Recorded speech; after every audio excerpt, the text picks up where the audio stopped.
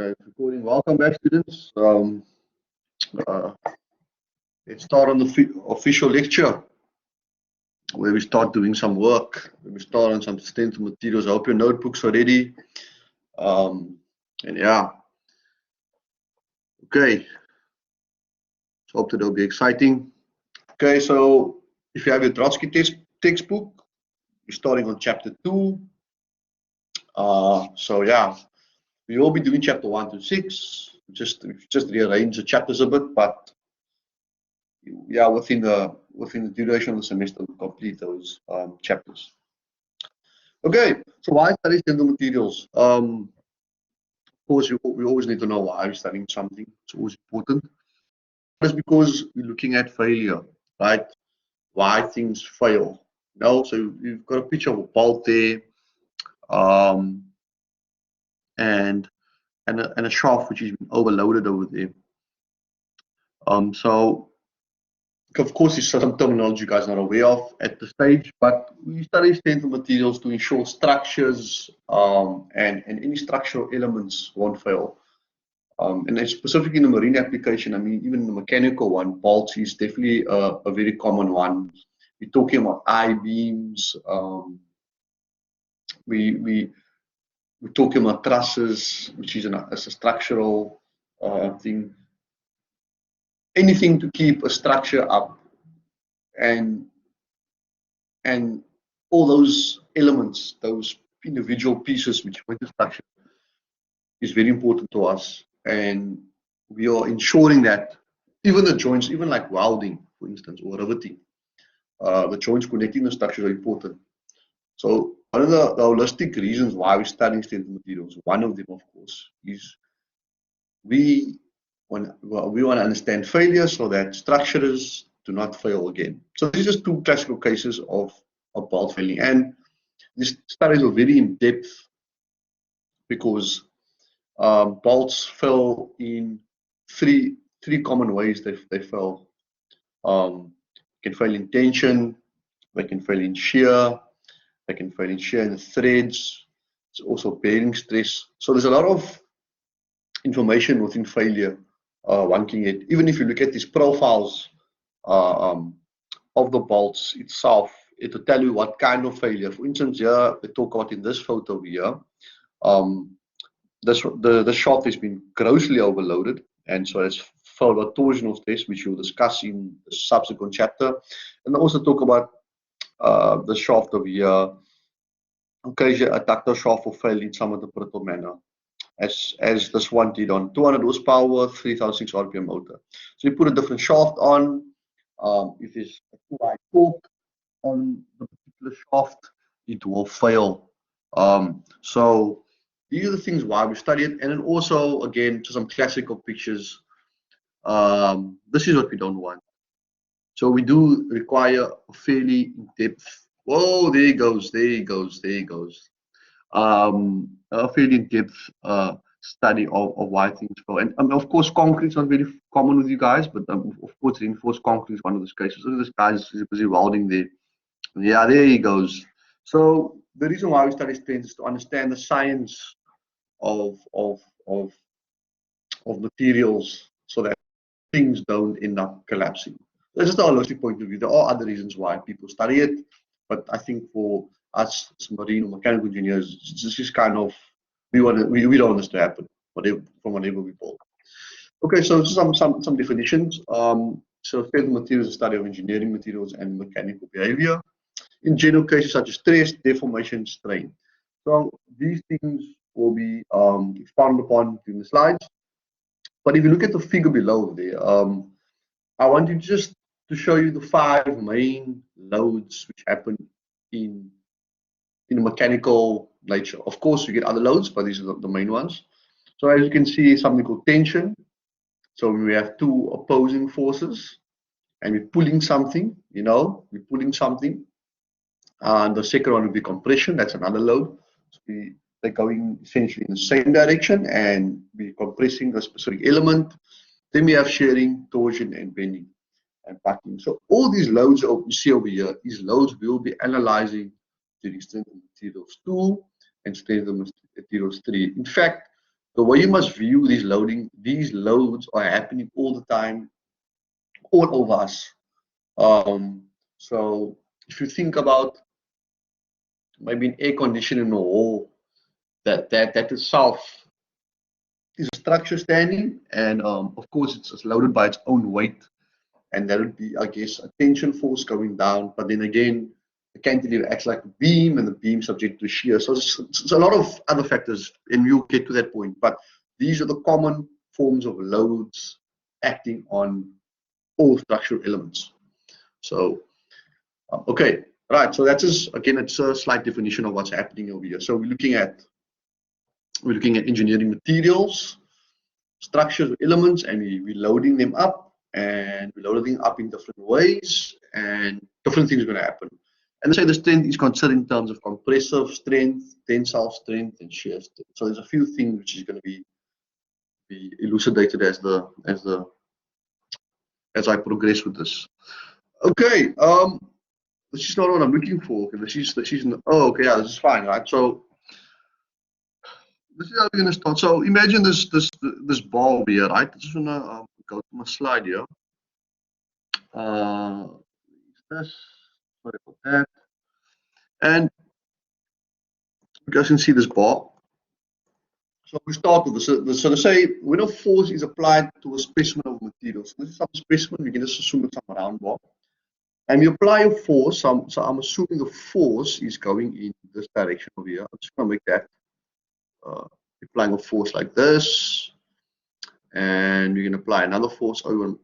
So I change the color maybe. Okay, make it a red color. Just want to copy this again. Oh, another one here. Hey, start listening to me for some reason. Anyway, what's going on here? Okay, so assuming it's a tension force, assuming there's another arrow going the other way. I don't know why it doesn't want to. Just escape. Okay. Seems like my slides are stuck. It was just saving. Okay, it's saved. Still not anything. So we have a rod over here, and we're applying two loads under 80 degrees, but in opposite directions. What happens to this bar? As you apply a load, a change of length is induced, right? And they're using an analogy here. So this change in length is clearly visible in a piece of rubber when a tensile pulling or compressive pushing force is applied to it, right? So in this case, we of course be pulling it. So they're saying this tensile force, right, increases the length or the extension. So there's an increase in length, or we can denote it as an extension. And then if you apply it the other way, which is the arrow's going the other way, just give me a second here. This thing is bothering me. Slide is not somehow, it's not obeying me for some reason. Just going to reopen it again. Open. Yep. Okay, I'm just going to share that again.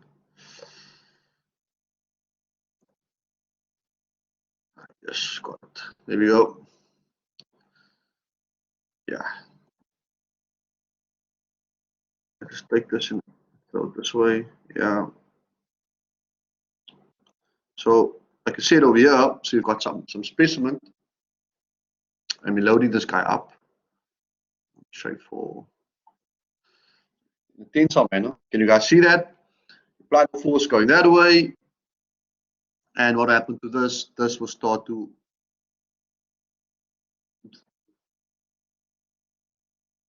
What's going on here, man?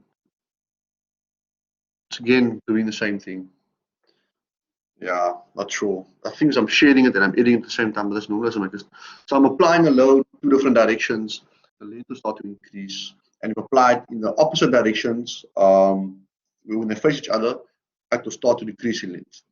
So let's say, in addition to this change in length, what is happening? A stress and a strain is induced in the specimen. So this is what we're going to be talking about today. So I hope everyone got it. Does everyone know the difference between a tensile force and a compressive force? Can I get a yes? Can I get a thumbs up? In the chat maybe.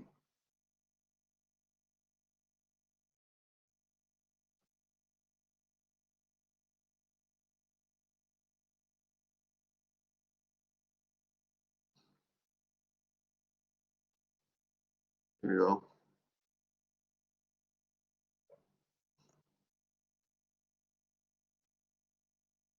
Can you guys hear me?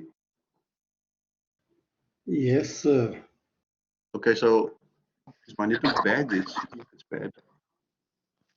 Okay, yeah. So you guys know the difference between a tensile force and a compressive force? Yes, sir. Okay, great. Thanks. So, like I said, so you apply a load to the specific element, and as you apply tensile load, the length is going to increase, which is the tensile force. But as the length increases, what is happening within the material itself is an internal reaction happening, one could say, and say, basically, in addition to the change in length, there's a stress and a strain induced within the space. So, what is the stress and what is the strain? Right, we'll talk about it now. So, stress is defined as basically the ratio of force to the cross-sectional area, right? So that's what your force is. The units for that would be in pascals, just like pressure. It's exactly like pressure, but normally it's in megapascals for materials, right? And then normally fluid pressures in kPa. So it's a big amount of a big magnitude of a value. And here's some illustrations again of what a tensile stress is. It's produced by forces trying to pull apart the material apart to some element, right? The stresses being set up in the plane of the tie bar below. So we've got a mass truck pulling this other pickup truck or bakkie at its perpendicular direction of the force. So that's where the stress acts and should coincide the geometrical axis of the material. And I'll show you a more better version of this. So what I'm saying is that if you're loading this thing, your stress is acting perpendicular to the applied load or normal to a right angle. So the stress in this case is at just see if my pen can spell right here. That acts over there. So let me just get it right. We'll come back to the slide again just to make sure my draw function is working. Yeah. Okay, here we go. So it acts over here. This is where it acts. So if you apply a load, it's compressive tensile, that's where the stress is. Fine. Just continue with this. Let's just back to this. So again, stress is defined as force over area, and the units are for this will be megapascals. I'm not happy with the way this is looking. So it's pen's behaving funny. Just a second. So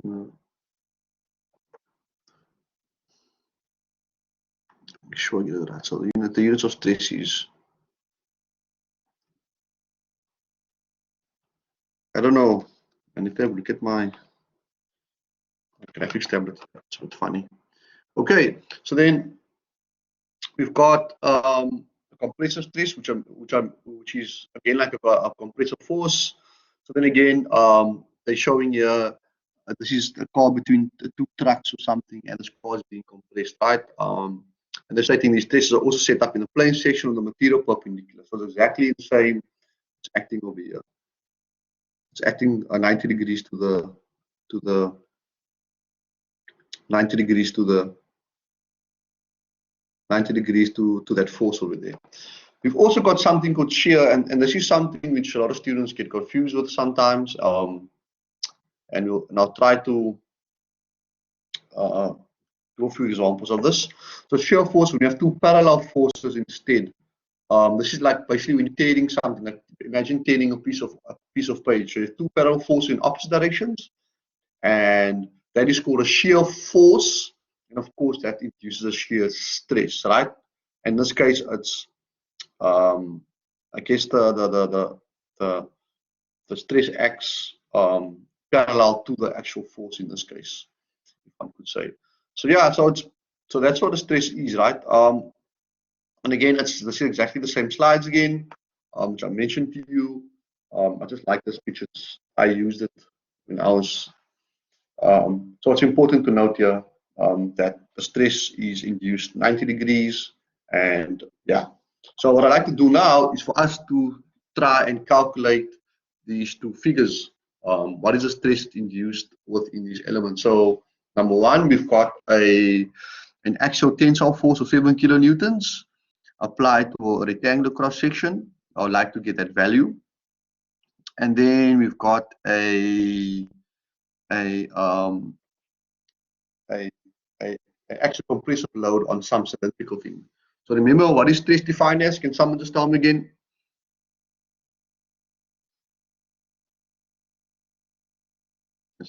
Can someone please tell me what is stress defined as?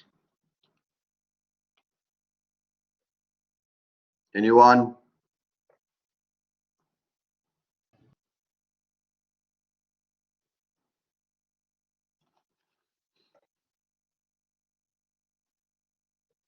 Force over, yes, of course, Pauline should know. Okay, so let's do the first example.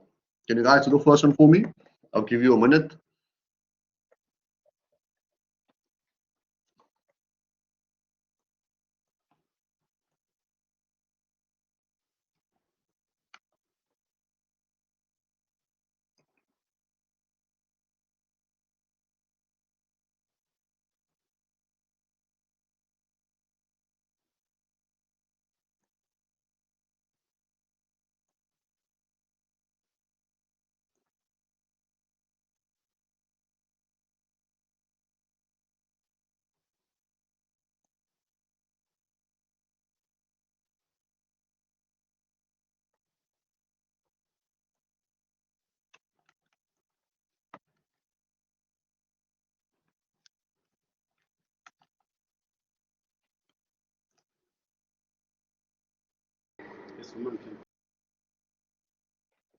Okay.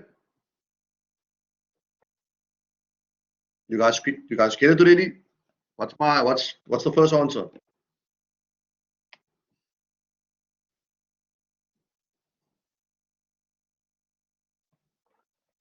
Hi, Megan.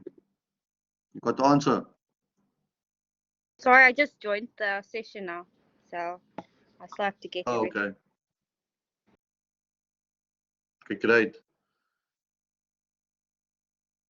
Come on, guys, it's a very elementary calculation. So I can do this for you, obviously. Where's Jonella? Jonella, please. What's the answer to the first one? Are you lost or should I do it?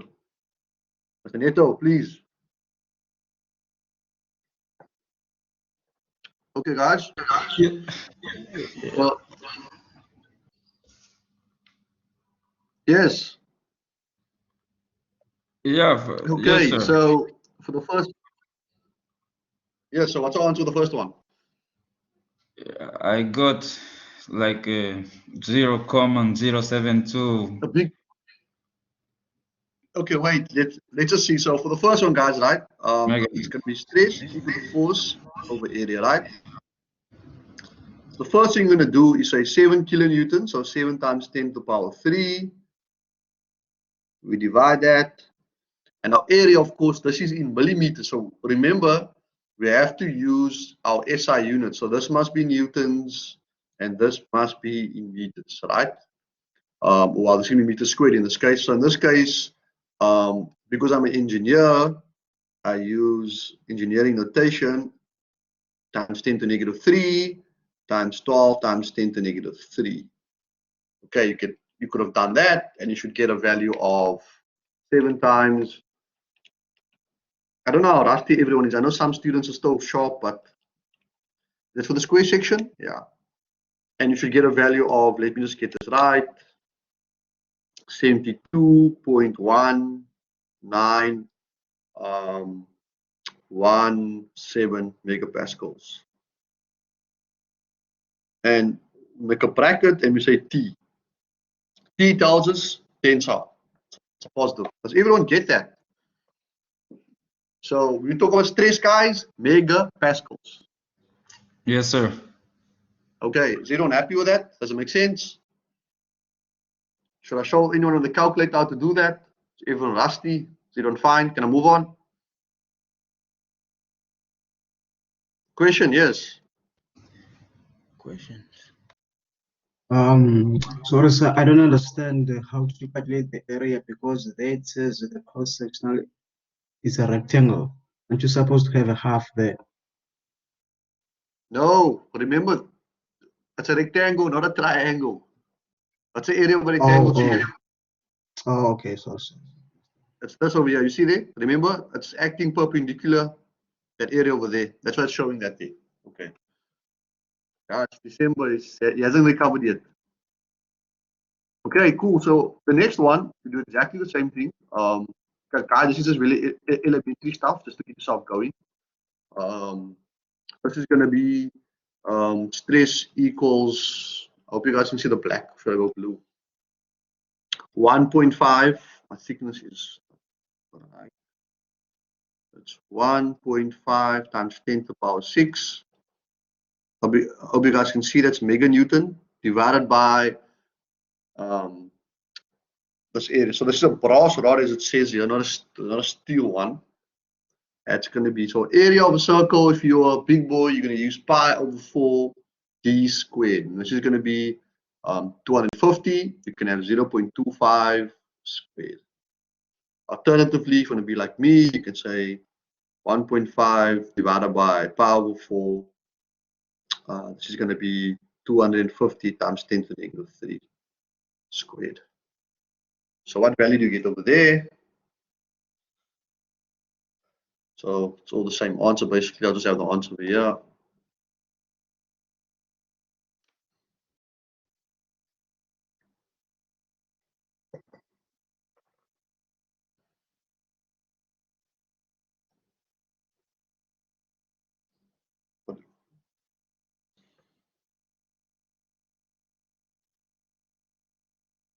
Okay, start waiting for the answer. Anyone?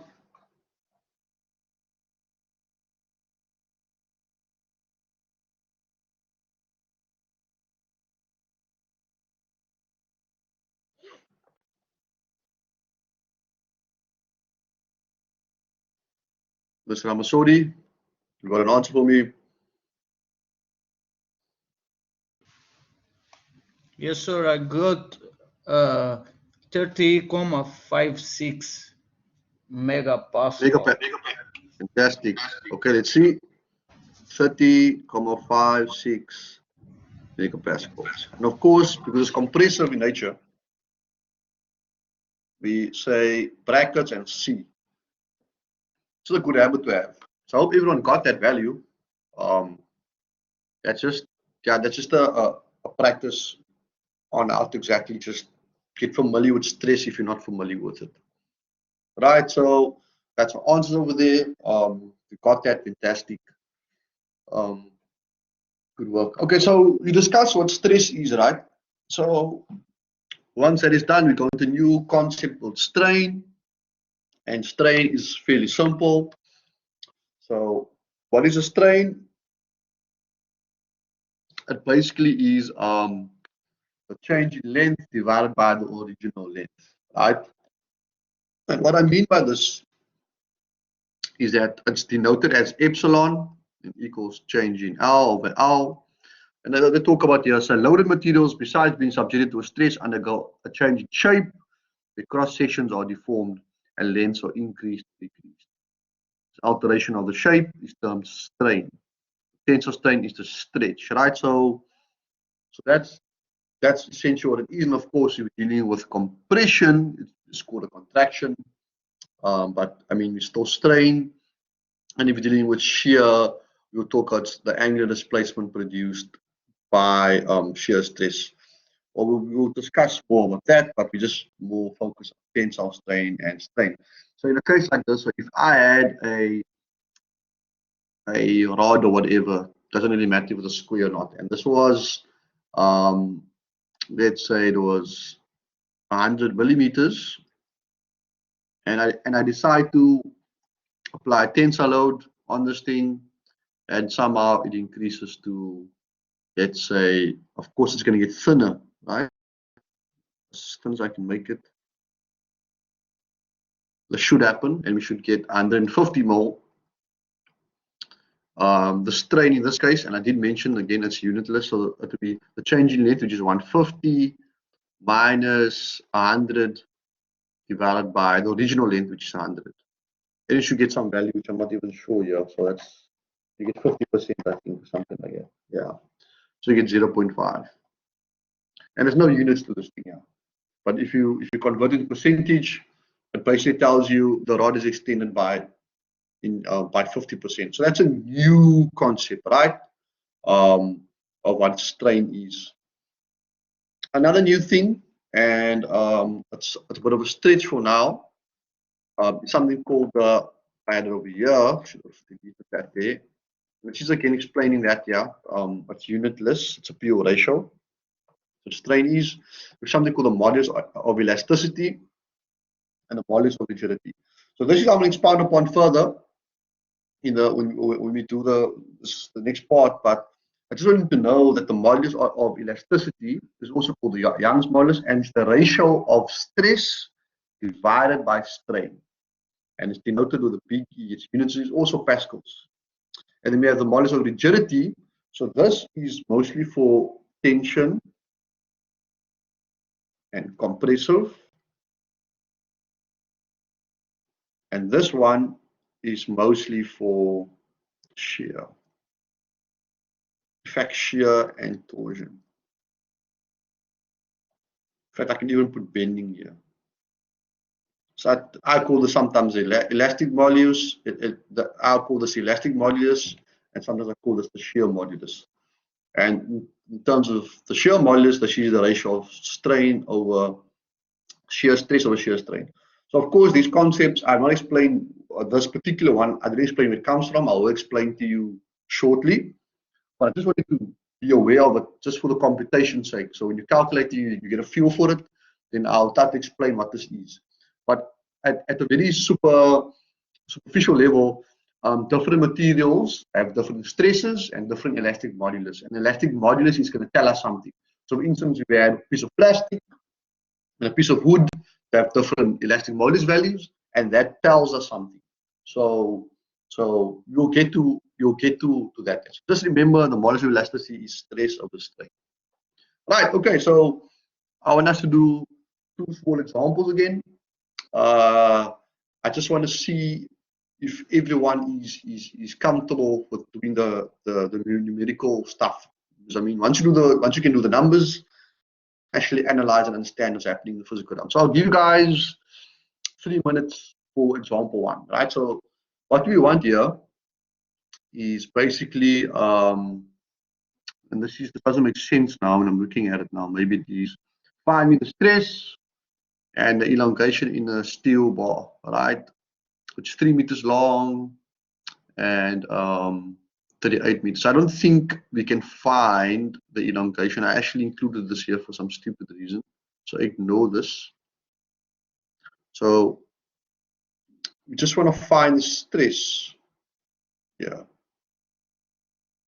Yeah, I think, oh no, I see, okay.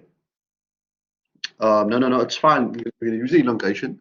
What I didn't put here is with a E, which is the modulus of elasticity of 210 gigapascals. So that is okay. So what I'm looking for is the stress. All right. Can you find me the stress of this thing? And then can you find me the elongation of some steel bar, which is a tie bar, so it's in tension, of course.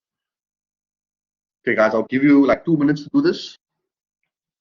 And of course, there's example 2, which you do as well. So these elementary examples is just to get you familiar with the concept of what stress and strain is. It's gonna get more advanced. Like a milestone. So okay. If you got the answer, just put it in the chat.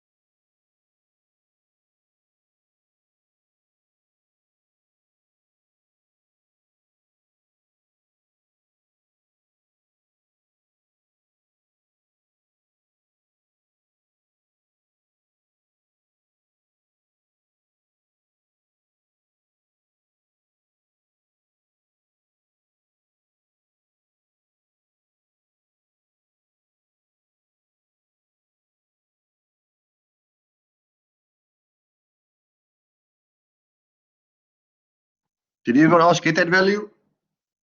Along with the Yes. elongation extension? Yes, sir. I got the value, but What? I put on the chat. I cannot end or send it. I'm No, it's struggling fine. to Don't send. worry.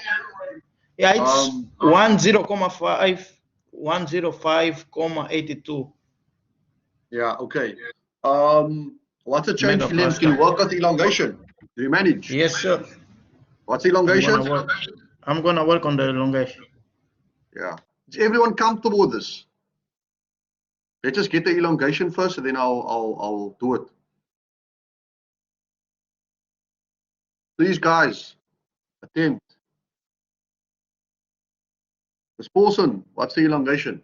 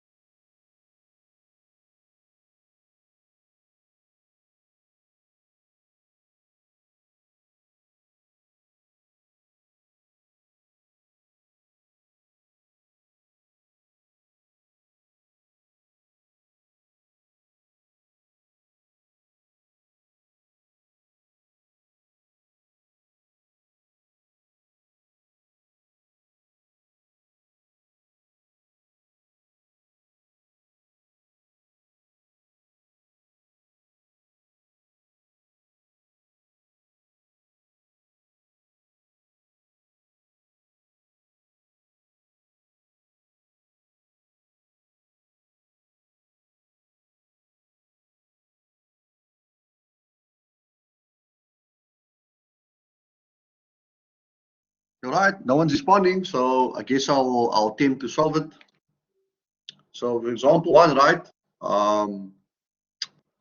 It's going to be 4. Store at the bottom here, and always remove it. So it's going to be force over area.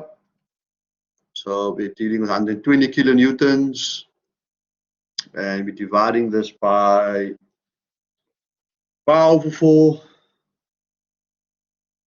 0.038 squared, and you should get a value of 105.8094 megapascals. I'll talk about significant figures and digits again, and that's tensile force. We know it's tensile, but it's plus anyway, it's fine. Then how do we find the elongation, right? So if you remember what I told you, it's a very important relationship I'm going to show you. So I can remove this. So is everyone happy with this answer? Yes, I'm assuming this. So I'll just go back. That is the easy part. What is next is, sorry about that, is now you know that strain equals change in length over length here, right? So if we look at this, we don't actually have any extension. This is what we're looking for. We need the strain and we need the length, right? And we have the length, but we don't have the strain. But what we do have is, remember what I talked about, the elastic modulus. So that's a big E, Young's modulus, stress over strain. We have this guy and we have this guy, right? But a nice quick relationship to find elongation or extension, what we do is we say, expand upon this, we make this force over area. So that's the stress counterpart. And if you look at the change in length, you'll flip this around, and we'll end up with the length over here, and then the change in length there, right, like that. And if you guys agree with me there, mathematically just swapping this around, this will be equal to E. So then further on, It's all right. are you guys happy? Yes, I'm happy. And I Okay, got the value, but I cannot enter. I cannot send the message. Okay, I wonder why. Yeah, me Fine, too. don't worry. Don't worry, we'll sort it out. Then once we sort this out, you can put the change of length to the side. You're going to end up with change in length equal to what I call flee. Right? For you to remember. But another more convenient way of putting this is change of length is going to be equal to stress L over E. So flee, but it's stress LV. So it's force over area gives us stress on top, and then we have L and over E. So this relationship over here, that over here is I can find the change in length. This is a very common expression you're going to be using for change of length, which is expressed as a function of stress, length, and E. So can you please find how much did this tie bar extend due to this force? So I hope everyone's comfortable with that.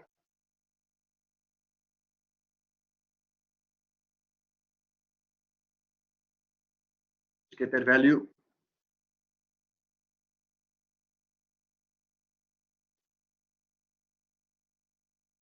Yeah, 1.5 millimeters. Let's see if that is true. Can I get some confirmation?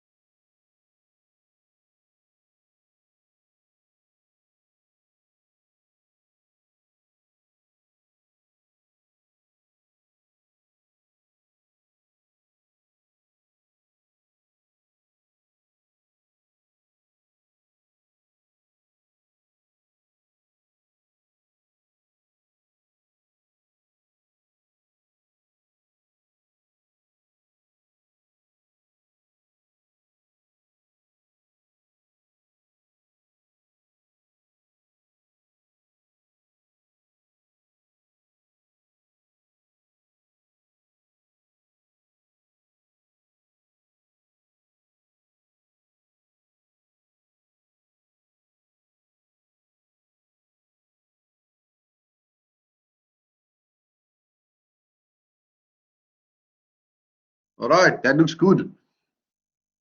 So to get that, that's going to be our stress. It's 105.82 times 10 to the power 6 times, what's our length? 3 meters divided by 210.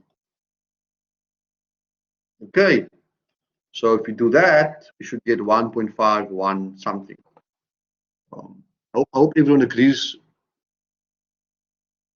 Oh, how do you calculate integration? But see, totally, this is how we calculate over here.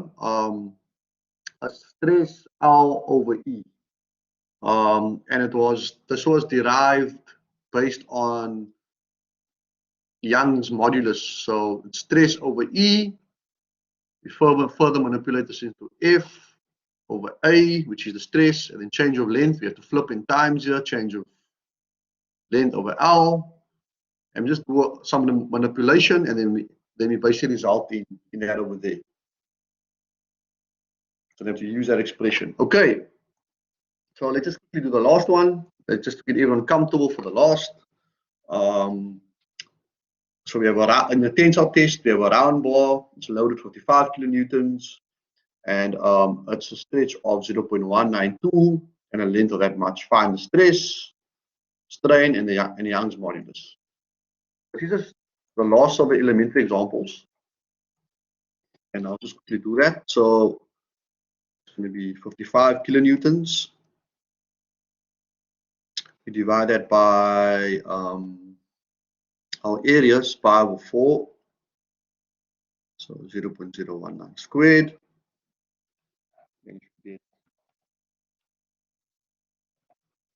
What is that answer?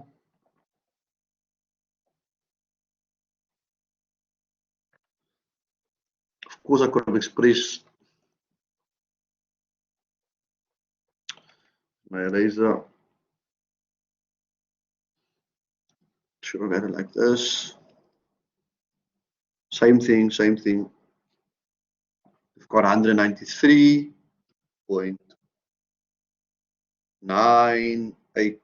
maybe megapascals tensile.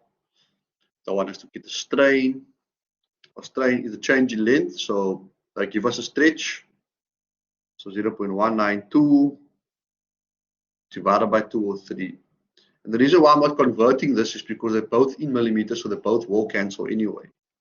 So if we do that, we should get a strain of 9.458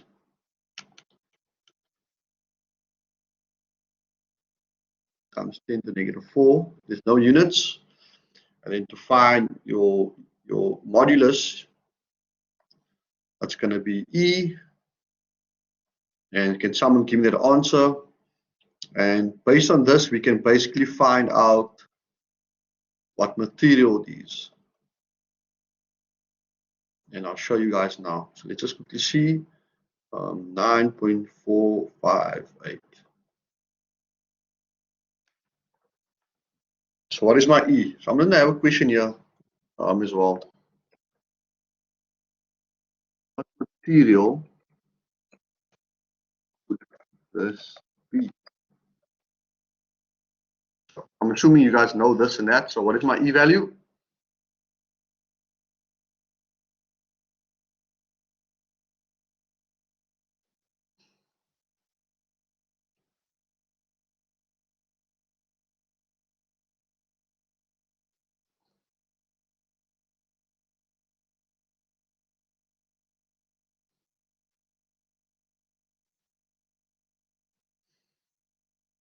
Anyone? What's my E value?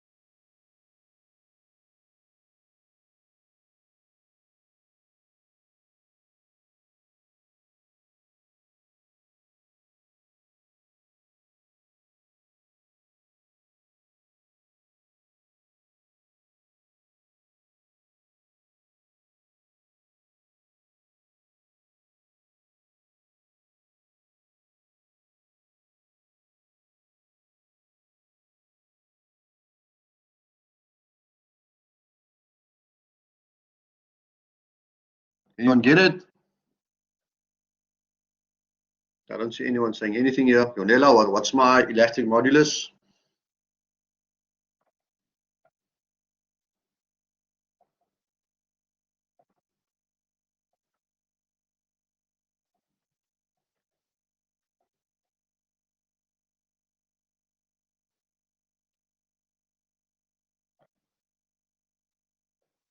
Hello? Ivano? So just to Yes, show sir. everyone, I'm, what did we get? yeah, I'm following, but I didn't put in the calculator. I'm gonna get put now. Okay, it's fine. I'm just I'll do waiting. it for you. It's All right, fine. I'm just waiting. I don't know if everyone is paying attention, but it's fine. It's on them. Let me just quickly show everyone. Share my calculator quickly. Right, so just set up a mode here. So shift clear all. So 193.984. I won't always be doing this, but just make sure everyone can do this, specifically in the start over here.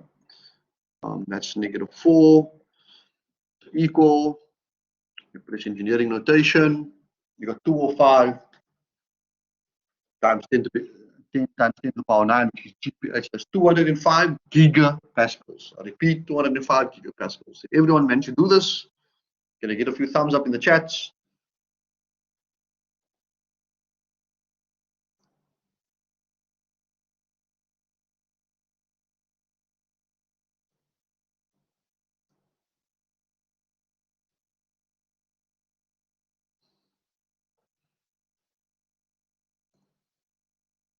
Kinamba, you fine? Boo, thank you very much. Thank you, guys. Thank you. Nzima, Tungunani. Thank you, guys. Okay. So, based on this over here, I like us to identify what material this is, right? So, what I'm going to do now, and this is what I talked about, different materials have different elastic properties, or they all have different elastic properties. See over here? Can you guys see it? So over here, we've got a table. I'll make it I'll get it full screen now. It's the best I can do. So we look at and this is a very concise version. I'm talking about we have a lot of materials. I cannot even tell you exactly how much materials we have. I should be able to. And if you look at 205, normally around 200 gigapascals will give you a steel value. So what we're looking at over here is the modulus of elasticity. So as you can see over here, normally structural steel, which is a very common mechanical engineering and marine engineering material, it falls between that values. So it could even be the steel SAE, a heat treated alloy, or no, it's a steel, just stainless steel, the normal 18.8. But you guys are normally using 316, which is not the normal 304. But the elastic modulus of stainless steel is around 190. So as you can see, we've got different elastic modulus for different materials. Similarly, we've got different modulus of rigidity as well. So I'm just scrolling down the table. You'll get this as well. So of course, in this case, we can say it's probably some structural steel or steel 0.2% hardened. And of course, these are all the processes which make the steel. Right? So we're not really focused on how they manufacture the steel. What I think what's important to us is to look at the elastic strength is called the yield strength. Also, your ultimate strength is you'll talk about this now. And yeah, and you've got your coefficient, you've got a few other things in your percentage elongation. So this is just all nominal values of what's expected. Doesn't mean it must be the exact value. It's around about that value. I'd nearly say average, but so yeah. Okay, so I hope you guys enjoyed that part.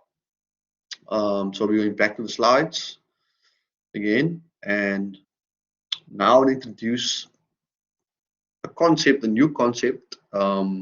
Not a new concept, it's all the same obviously, but the last small exercise for this particular part before we go into the tensile test is I want us to look at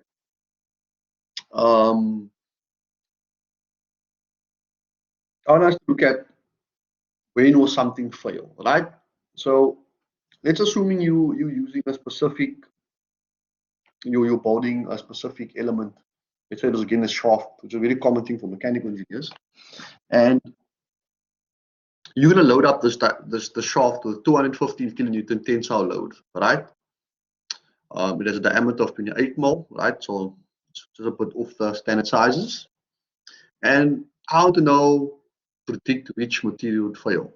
So looking at these tables over here, right? So we have something called the UTS. So now this is the ultimate tensile stress. We're gonna expand upon these. So what I'm basically trying to just demonstrate, and what you're gonna have to do is whatever value you get here, right? So you're gonna say force over area, and if that value is greater than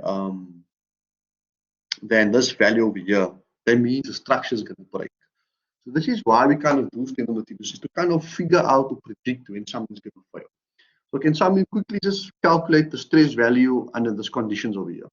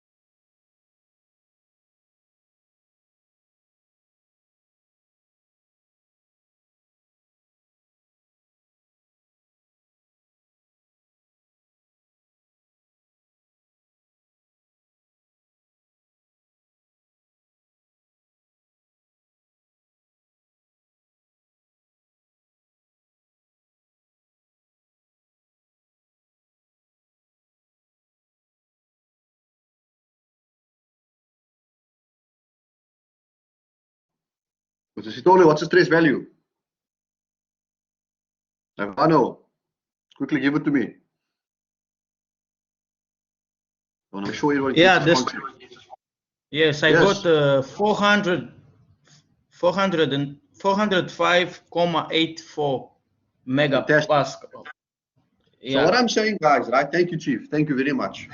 So what I'm saying is that now remember, these are stock values, nominal values. So if we were to use now, let's say we're doing a material selection, if we were to use aluminium, right? Would our structure fail? Yes or no? I want you guys to understand this concept. For aluminium on tension, it's very tension close. issue. Yeah, it's very close. Yeah, 405, you will fail. 100%, Chief. So this guy is a prof. If you use brass, what happens then? Oh, we will destroy. 100%, Chief. Okay, you get the idea. Okay. Of course, fail over here, fail. And if you use steel, what's gonna happen? Mild steel, we're gonna be okay. 450. 100%, Chief. This is what I like. Yeah. This is what I like. Okay, do we all get this concept? And remember, this only applies to and we're assuming failure is at the UTS. This is not true. Failure is not always here. Failure is actually designed at the yield, but for our sake, just to understand the concept of failure, this is what we're going to do, right? Does everyone get this concept?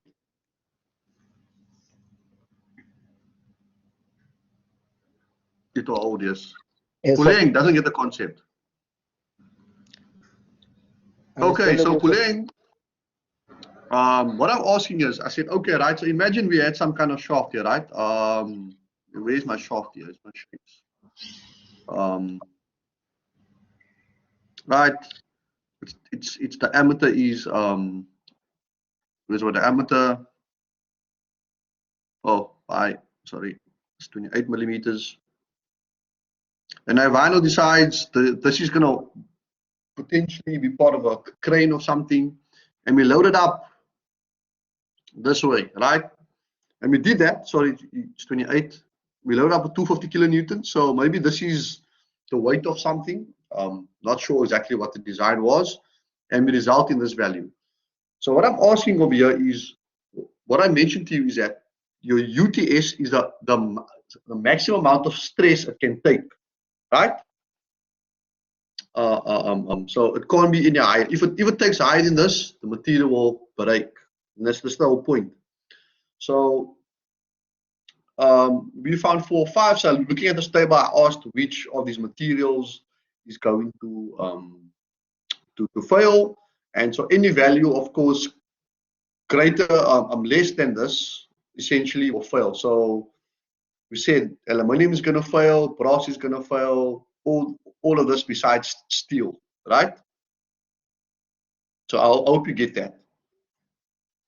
But now I got another question for you guys. So let's say your company can only afford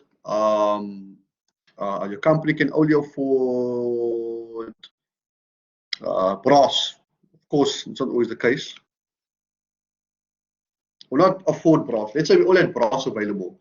How would you ensure that we are able to carry the 250 load without the change of material? I want to see who's competent here, who's ready to achieve. So if you can only have brass, so we know obviously we have 250 kilonewtons. We have to carry that load. There is no choice. But what can we change in order to carry that load? Can someone tell me? Yes, sir. I think we can change the sectional area or the diameter of the material. 100%. So what do we do? Do we increase or decrease? Increase. If decrease is gonna decrease maybe. No, but with the we increase. For me, 100%. increase. Thank you, Steve. Fantastic. We increase the diameter. And of course, if we increase the diameter, and I mean, you can do the calculation yourself here. Let's say we increase it to, let's say 35 more. Let's just give it 35 more. I'm just going to do the calculation quickly here.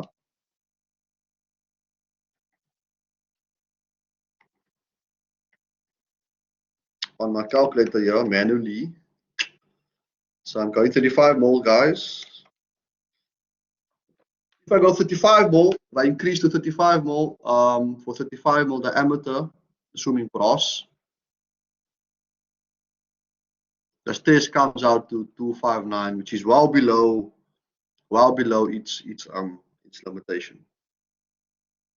So guys, you see, this is what I'm teaching you. It's not even in the textbook, but it's the crux of what you're actually trying to do. Must always remember that calculations teach you a few things. One of them is teaches you relationships between things, how things behave. And the second thing, it teaches you to make decisions. So the purpose of learning a lot of engineering calculations is people think it's just theory. It's not. It's to help you make decisions. Very complicated decisions. You can't just think off the cuff. Some guys can do it with experience, but calculations, all of this is time to help you make a decision. So you can clearly see that if you use, of course, and it gets very, very complex. It's not as simple as I'm trying to make it, but as a standpoint from here, I hope you guys understand. So you guys enjoy this part, you guys get an understanding what stress is, and of course this value won't change. So is everyone okay with this before I move on to the tensile test? Yeah, that's correct. Everyone happy with this? Can I get a few thumbs up in the comments? Yeah, yes, Before sir. I proceed. Good enough. Thank you.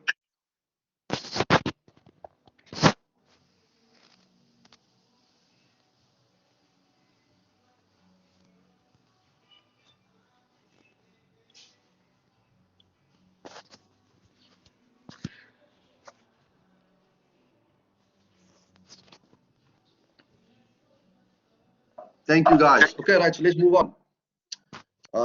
So now we're discussing all these things about tensile strength and blah blah blah. What is this? What is this? What is strength? Where does this come from? Where is it born from? Right. So what I'm explaining to you is the practical way of actually determining this value. This is where the value is. So that's tensile stress value. In the previous slide, we discussed this value you see over here, this in this column. In fact, all these columns here. How did we get those values? Did I just wake up one day and say, okay, not steel, I'm gonna give you steel, I'm gonna give you 1,000. Plastic, I'm going to give you 50. You know, I'm going to give you all these, I'm going to give you values according to my discretion. No. These are values are found through experiments. For our case, it's called a tensile test, right? So, what is a tensile test? It's a destructive test, meaning that we take a specimen and we break it. And I'm going to show you now exactly how it works. So what happens is, we take the specimen, we put it in something called a tensile testing machine. Maybe I should actually get a picture of it. Can someone mute your mic, please, there?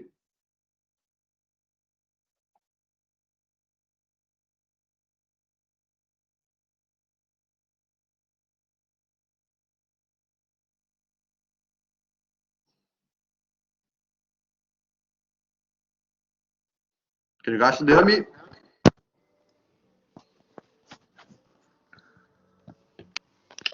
Hello? Yes, we can Yes, still sir. hear you. Yes, Someone's we mic can is hear. okay. Someone's mic is just mute your mic. Okay, looks good. Okay. I just want to copy a. Just want to insert a new slide here. There's a slide. Just give me a second. Nearly there. Nearly there. Okay, great. So I'm just going to place this picture. We insert it into a machine like this. That here, guys, is a tensile testing machine. A CPT, we think we have 2 or 3 of these guys. So this is configured for different kind of thing. Instron is one of the main brands. I used to work with these kind of machines all the time. I'm just getting another picture quickly. Just give me a second. Just find a nice one. Nice one over here. I think I have a nice one. So it's a more modern one, I guess. Yeah, I'll take that one. This is good enough. Copy that image. So there we go. I'm not going to explain exactly. Okay, it's like a touchpad. So there's a more modern tensile tissue machine. So we've got 2 clamps over here, and there's also another lab called 180 degrees, which yeah, in observatory, which also has a machine which actually does kind of work. So this is the machine. This is how tensile testing machine actually looks like. So by the way, so before we get to that, what happens? We take a specimen. It looks like this. It could be either cylindrical or it could be a rectangular section. I'll show it to you again. And then we clamp on the one side over here. We basically clamp one side of the specimen. I'll just start to draw a specimen for you. So let's just say it's over here. We clamp it over here. Oh, we clamp it at the bottom, sorry. So we clamp it not there on top. We clamp it over here. Both sides. So this jaw stays stationary, and then the machine goes up. And as it goes up, it records values. So now what I'm talking about, when it goes up, it starts to do this. So it sketches this graph here, right? So I'm just going to show you exactly what's happening. So it says a load which is gradually increased is applied to the specimen. That's the first step. And as the load increases, so the specimen's length, right? So as you know, as the load increases, you get a strain and then of course a stress. And at regular intervals, the load and the change in length is recorded. Right? This actually happens in real life, just as they say. I'm going to show you this picture here. Can you guys see the specimen moving? It's going, and this is all simulated by the technique called file element analysis. Can you guys see the image moving? So it starts off, you apply load slowly, and it gets red there, breaks. Of course, you have to see the breaking point, right? Is everyone clear so far now? The tensile test works. Yes or no?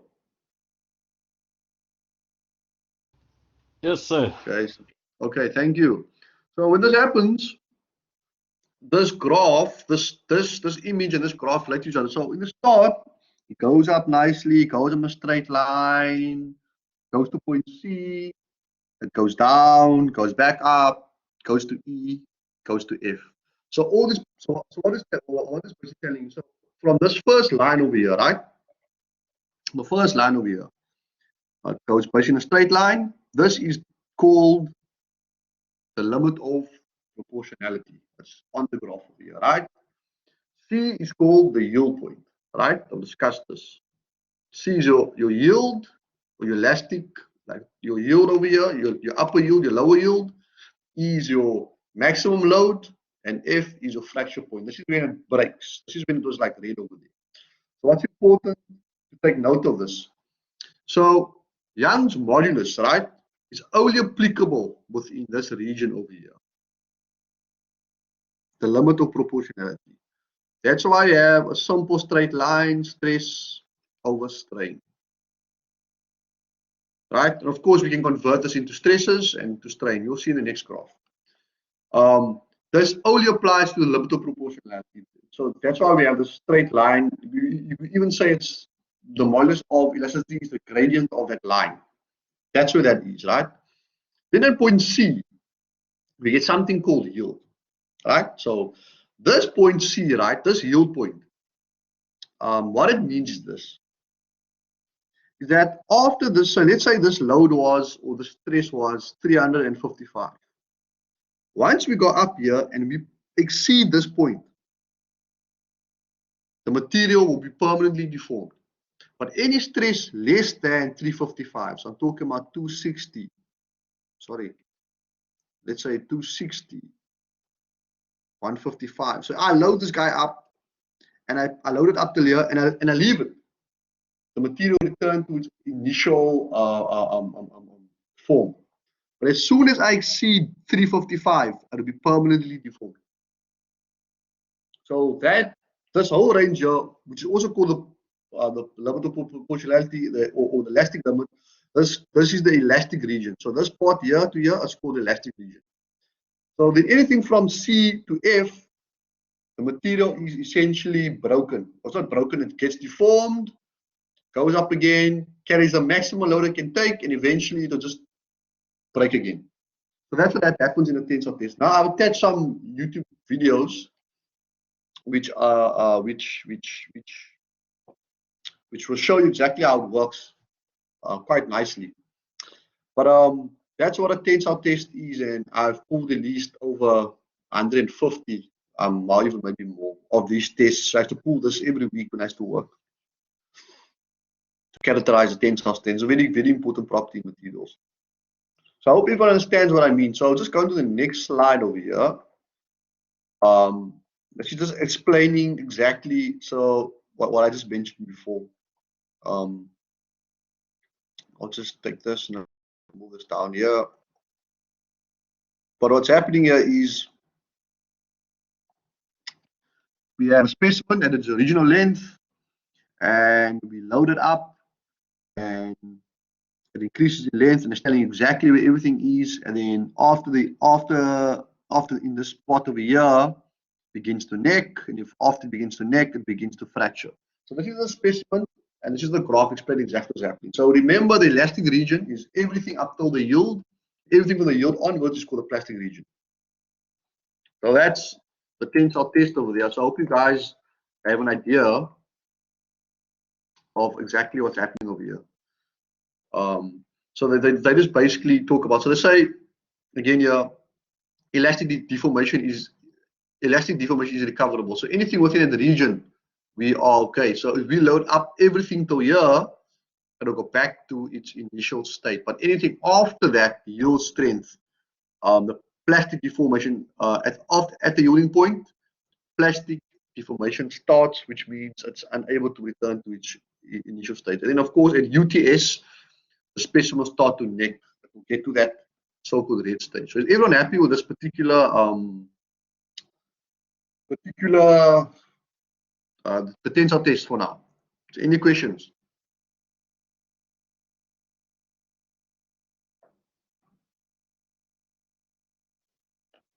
Any questions?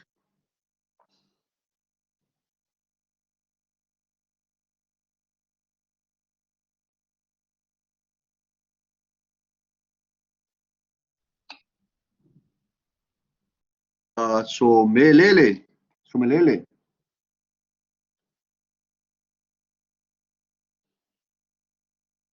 Mr. Neto, Mr. Matoso, no questions. Okay, great.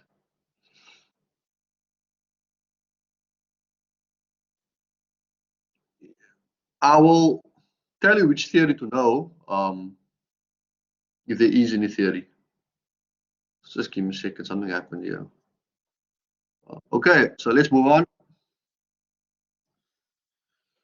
So again, like I said, within the elastic region, there is another question over here. Okay, thank you. On the elastic region, this is where we find the elastic modulus. So that is where it comes from. And they're saying the modulus of elasticity, or elastic modulus, is the measure of stiffness of material determined by the slope of straight line portion of the stress and strain curve, limit of proportionality. Right? It is the ratio of change of stress correspond to the corresponding change in strain. So what I'm just showing you there, just the elastic limit of a few steels over there. You can see steel has 207, titanium is 114, aluminum has 69, magnesium is 45. Right? So you can see different materials, different steels particularly has different they have different, you know, different elastic modulus. Of course, it only appeals to the elastic region. So what is the modulus of elasticity? What does it tell us? For instance, we know temperature tells us 25 degrees will tell us how hot it is outside, and 5 degrees means it's cold. What does E tell us? Which I'm talking about. So let's say here, if you look at, it can be seen from the two otherwise identical parts that are made of steel and aluminum. So we have two exactly the same specimens. We pull it. Let's say the aluminum part would deform out 3 times as much when subjected to the same load in comparison to steel. So if you look at steel, its modulus is 207 compared to aluminum. So if you times 69 by 3, you get around about that amount. And the point here is that the aluminum part would deform 3 times the amount. So if we put the same amount of load on, the aluminum will deform much more. So one could even say from this, you could extract and say E is a indicator of the stiffness of how strong a material is. Right? So I hope that makes sense to everyone. Right? So you compare to magnesium, you can essentially tell the higher E, you could gauge, okay, no, that's a fairly strong material. Right? So I hope you guys get that point of E when you're comparing different E values. So when I'm talking about theory, the theory I might be asking is around that nature of, compare steel and aluminum, or that kind of things, or what does it mean? So yeah. Okay, so next slide. So of course, from the actual graph, we can calculate new things like the yield strength. So this is corresponding to the previous picture I sent. So it's again still force over area, but at different points. So if you want to calculate the yield, for instance, it could be the loaded yield divided by the area, and the UTS, we still use the same area. So there's things like that. But then at the fracture part, we have to use the final cross-section area for the true fracture and this nominal fracture. So these are new things we're going to have to calculate using the stress and strain data. Also, we have something called percentage elongation and the percentage of reduction area. So basically, it's the length before and the length after. It's analogous to strain. Likewise with the area. So this is just an illustration of what normally happens. You have a tensile specimen. You pop 2 gauge marks. You pull it. It breaks, and you've got 2 lengths over there. And then you remeasure the length, and you can see the expanded by a specific amount. So that's called the percentage elongation and percentage reduction area. Now, what's important of this is that what does this quantify? This quantifies something, if you guys remember, something called ductility and something called brittleness. Can someone tell me the definitions of those? Who remembers?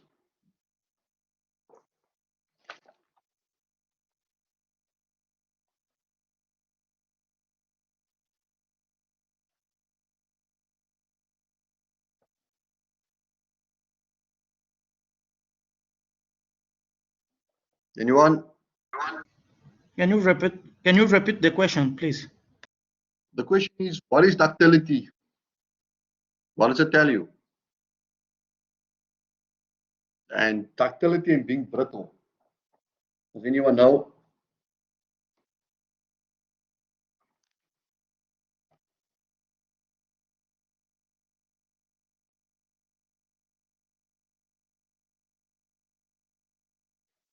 Right. Okay. Guess people still rough, but these two uh, um, um, these two particular metrics or tells us how ductile or brittle something is. So now, if you look at these two graphs, right, and I've kind of updated this from the previous last year because I measured my ductile brittility different ways, but it is debatable. So I'm going to just say what a ductile material is, right? So a ductile material is one that can be stretched, formed, or drawn into a significant degree before fracture. So what I'm saying is that you're taking a specimen, you're pulling it, it pulls, and then it snaps, right? Now they say a metal that exhibits a percentage elongation greater than 5% is considered to be ductile. Of course, that 5% has been arguable. It could be 5 to 10, 20, but I've got a new update. We're going to call it 5%. Now, brittle material is one that fails suddenly under load with little or no plastic deformation. So what it means is that you load it up, breaks immediately. It snaps. It does not mean it's weak, but it does mean it does not deform before it breaks. So anything less than 5% is considered to be brittle in this case. So that's the definition of ductile brittlity. So looking at this graph, I want you guys to tell me what is ductile and what is brittle. I'll wait for your responses in the chat. Let me try to do something here quickly. So I'm waiting for your response in the chat over there.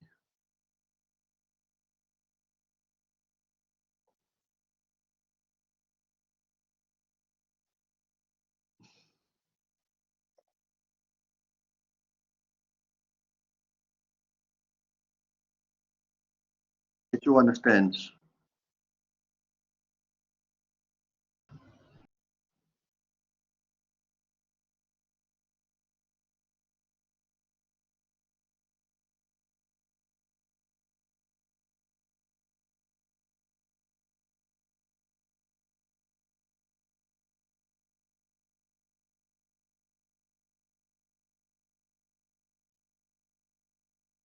Based on the graph.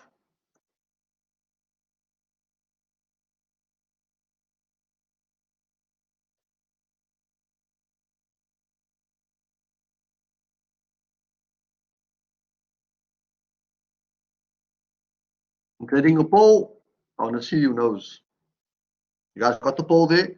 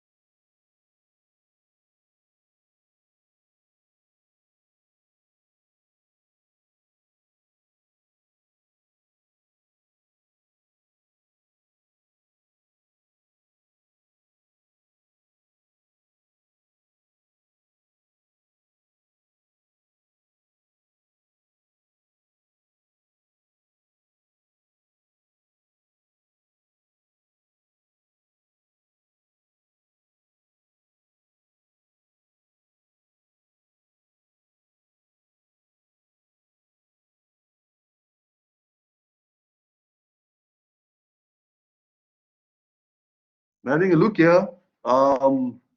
People are guessing brittle with electricity cannot, I think, glass. So if we do the poll, what is brittle? Again, looking at the graph, brittle should be the glass reinforced and the polycarbonate. It's not the nylon, it's not the nylon dry, none of the nylons. So just to recap on what I mean is that a ductile material is stretched before it fails. So this here is ductile. Oh, go back. This over here is ductile. That is ductile. These are all brittle. Very important. If you're going to come into your test and exam to understand these concepts.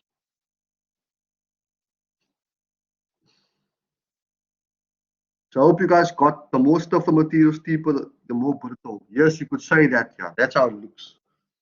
Remember what it means. It's that ductility is, it takes time before it deforms compared to brittle. Brittle, it goes and breaks immediately. So it falls suddenly under load with little no plastic deformation.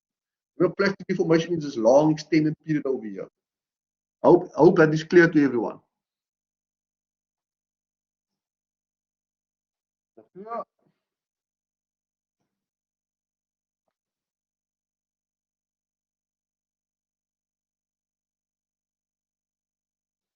Does anyone have any questions with regards to this?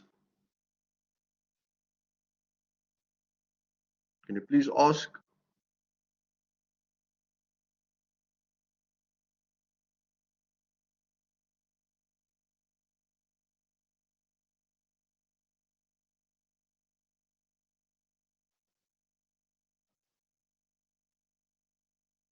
Any questions? So I'd like to continue now. Guys, you have any questions, please ask. Yes. Yes, sir. I would like to know more about the yield stress. The yield. Okay. Yes, sir. So going back here, right? The yield stress is basically the stress at this point over here, at point C. So let me just erase this. And the yield stress will tell us. Can you just please mute your mic? What noise is there?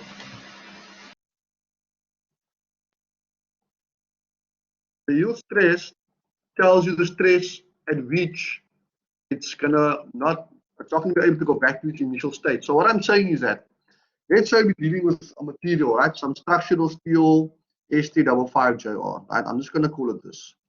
It's actual steel. Its yield is 355. So what I'm saying is, let's say we're loading this thing up, right? And we're loading it up at a load of 260, or say 250.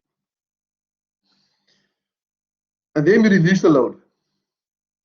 What happens is that specimen will not be permanently deformed. In fact, it behaves an elastic during this point.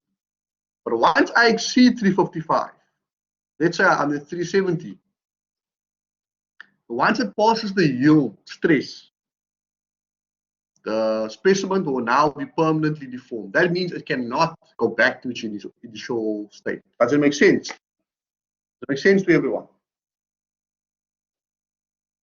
So if I go back to Yes. this slide, yeah, so it says the elastic region, it says elastic deformation is recoverable, right? But it says this plastic part, it says the part of the station strain diagram of this curve over here, after the yielding point. At the yielding point, the plastic deformation starts. So what happens is, after the yield, it becomes permanently deformed. That means it gets damaged, but within less than the yield, it behaves like an elastic. Hence the elastic limit or the elastic region. Is that clear now? Does everyone get that? Great, thank you. Everyone else is going to go to a numerical example now, and then we're going to close off.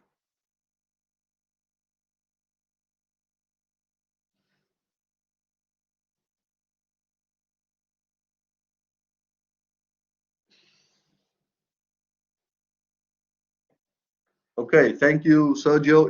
Anyone else? Guys, please, it's your time to ask questions.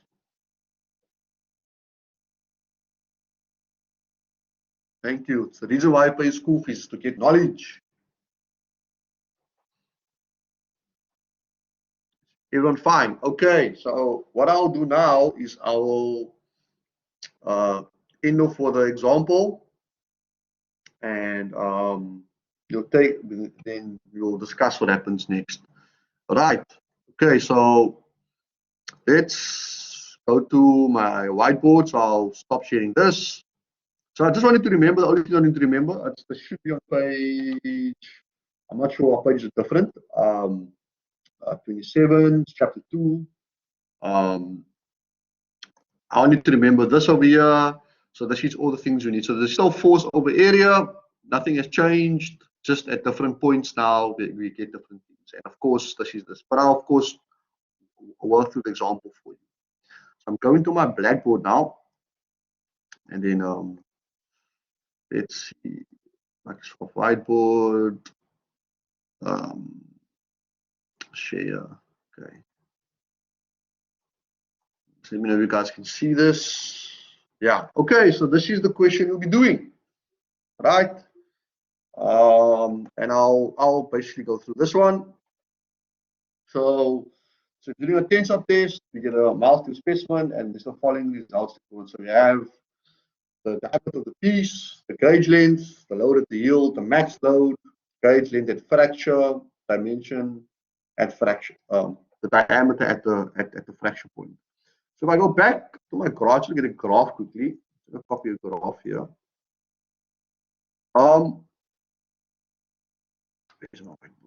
Just to paste this here.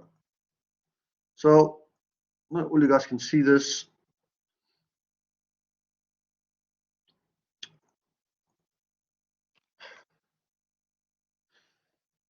So this is I'm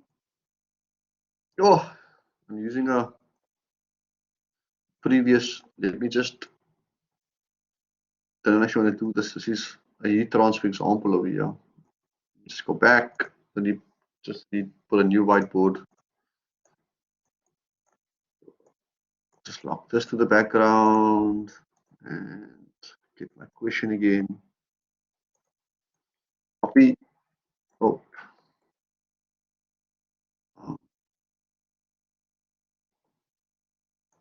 Yeah, there we go.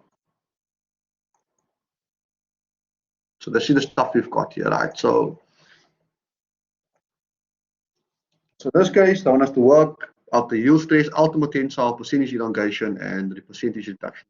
Right. So fine. So first for the yield stress, the yield stress should be over here.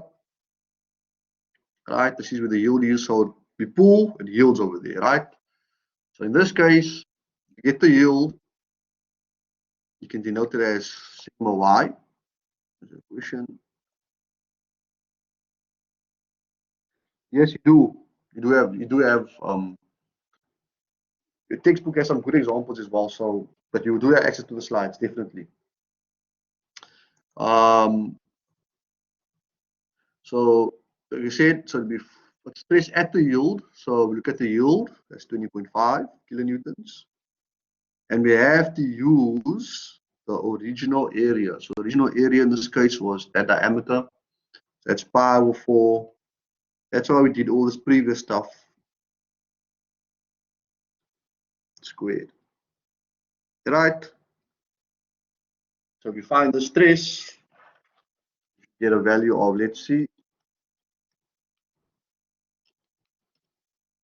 working this out quickly, 204.412 megapascals. So again, what this means is that any stress, it's 204, sorry, is 4 here. Any stress higher than this, the material will be permanently deformed. Anything less, it will stay in, it'll go back to its initial state. So for the yield, we need to use the yield value. So we use this. So you can have upper yield or lower yield, right? So There's that also. The next is the ultimate tensor stress. So this is the maximum load it can take. So there's a maximum load over there. We have to use this now again with its original area, or original area. That's A, B, UTS is, of course, the bigger load. So the UTS in this case, this was now the 48.8 kilonewtons. This was the 20.5. Of course, you can substitute the stress values as well there. Can someone get me this value?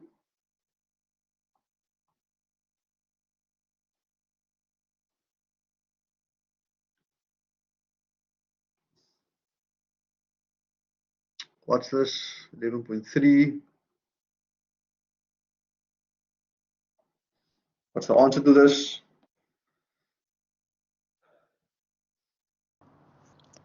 Furnace in 86,60 megapaskals. Excuse me? I didn't get you. 486,60 megapastals. 486,6. Yep. Okay. I hope you all got that. Cool, this is tensile. Right? Are we happy with that? That's the UTS. So then we need to change in length, or sorry, the percentage elongation. Percentage elongation. We call it PE maybe if you want. Which is just like the strain, so it's a change in length divided by the length. And this will be equal to that's change. So what it means is that in the extension is 73 minus 56. So it's going to be 73 minus 56.5.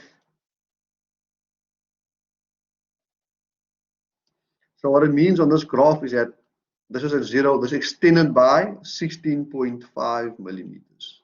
That's how much extended by. Of course, we have to divide it by the original length, which is going to be 56.5.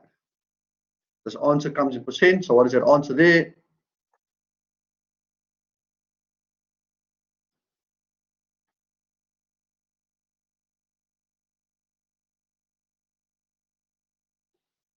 Can I get that answer?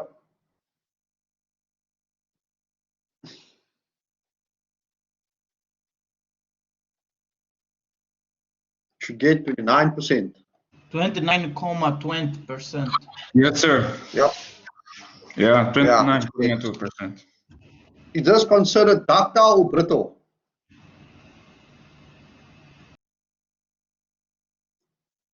Is this considered ductile or brittle? Tell me. Brittle. I guess. No.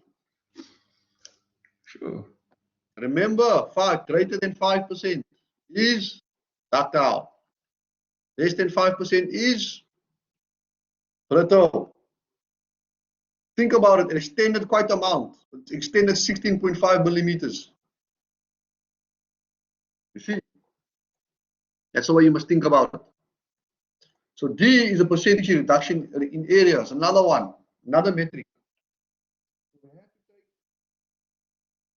So normally we're dealing with a round specimen over here. So we can say percentage reduction in area, P or A maybe.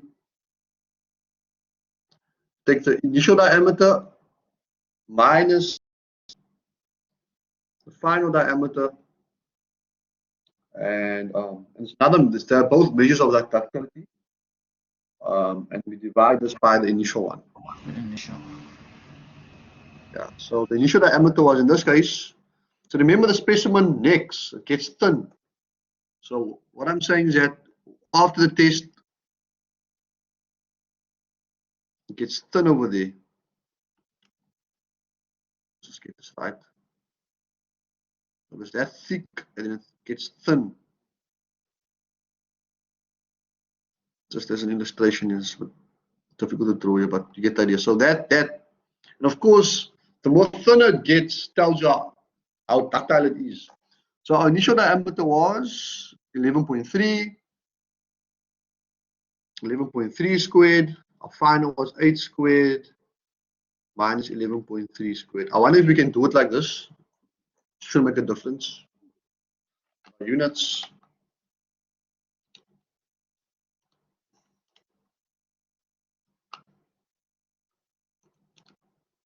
And what do you get there? You get 49.88%.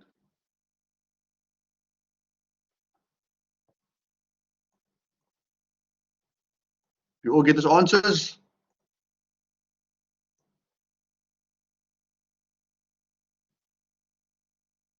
Hello?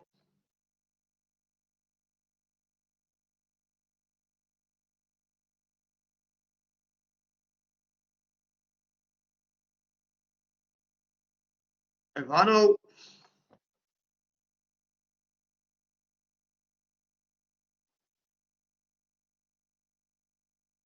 Yonela, are you there?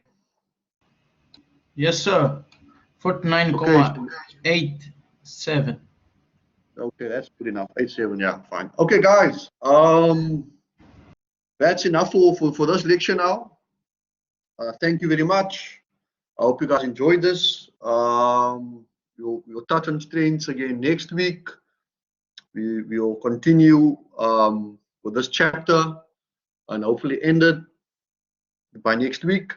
But I hope you enjoyed this session. I will post the slides on Blackboard. You should have access to the recordings, and there's also YouTube videos on the slides, which I will make sure that you guys actually you should actually watch as well, just to kind of supplement what I've taught you here.